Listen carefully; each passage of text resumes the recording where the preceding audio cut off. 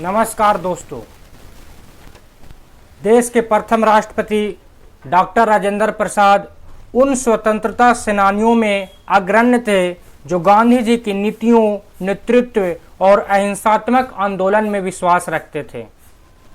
गांधी जी उन्हें अपनी छवि मानते थे और वे खुद उनकी छाया। सहज, सरल स्वभाव के धनी डॉक्टर राजेंद्र प्रसाद का जन्म 3 दिसंबर 1884 को सिवान के जीरादेई गांव में हुआ था। उनके पिता महादेव सहाय और माता कमलेश्वरी देवी थी। उनके चचा के भी कोई पुत्र न थे, अर्थात 5 भाई बहनों में सबसे छोटे थे, इसीलिए सबसे प्यार और दुलार उनको मिला करता था। प्रारंभिक शिक्षा छपरा के जिला हाई स्कूल में हुआ।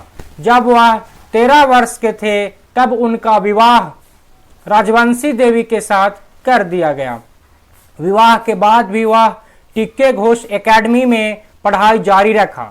जब वह 18 साल के थे तब कोलकाता यूनिवर्सिटी के लिए एंट्रेंस एग्जाम उन्होंने लिखा और वो इस परीक्षा में प्रथम स्थान प्राप्त किया। बात मैं 1902 ईस्वी की कर रहा हूं, जब कोलकाता के प्रेसिडेंसी कॉलेज में उन्होंने दाखिला लिया। उस वक्त महात्मा गांधी के राजनीतिक गुरु गोपाल कृष्ण गोखले और बिहार विभूति अनुग्रह नारायण सिंह जैसे विद्वानों का ध्यान अपनी ओर आकर्षित किया। बात 1915 की कर रहा हूं, जब उनको स्वर्ण पदक पुरस्कार मिला और पद स्नातक की परीक्षा पास की। बाद में लॉ के क्षेत्र में उन्होंने डॉक्टरेट की उपाधि भी हासिल की। राजेंद्र बाबू कानून की अपनी पढ़ाई का अभ्यास बिहार के भागलपुर के जिला में ही किया करते थे। ऐसा कहा जाता है कि गांधी जी ने अपने 3 सहयोगियों के राष्ट्रीय आंदोलन में महत्वपूर्ण कार्यभार सौंपा था। एक थे मोतीलाल नेहरू के पुत्र जवाहरलाल नेहरू, जो युवा देश का प्रतिनिधित्व करते थे। दूसरा थे गुजरात के सरदार पटेल, जो लौह दृढ़ता वाले व्यवहारिक नेता थे। और तीसरा थे बिहार के राजेंद्र बाबू, जिनमें महात्मा गांधी को अपनी छवि दिखाई देती थी।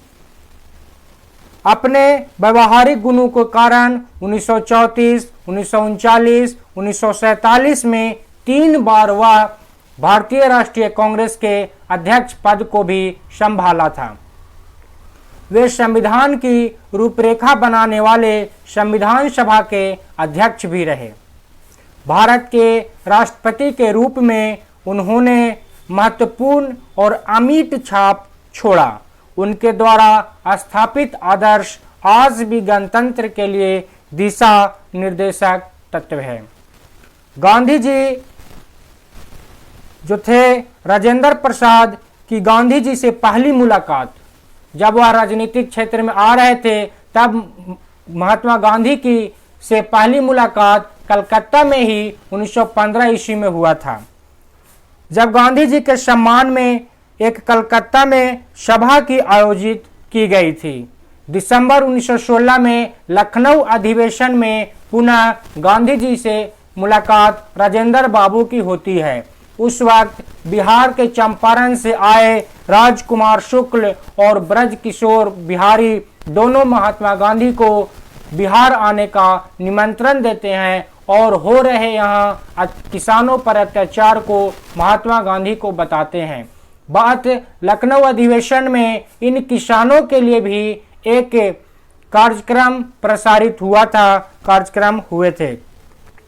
अधिवेशन में चंपारण के हालात पर भी एक संकल्प लिया गया था। वर्ष 1917 में राजेंद्र प्रसाद के जीवन का एक महत्वपूर्ण मोड़ था।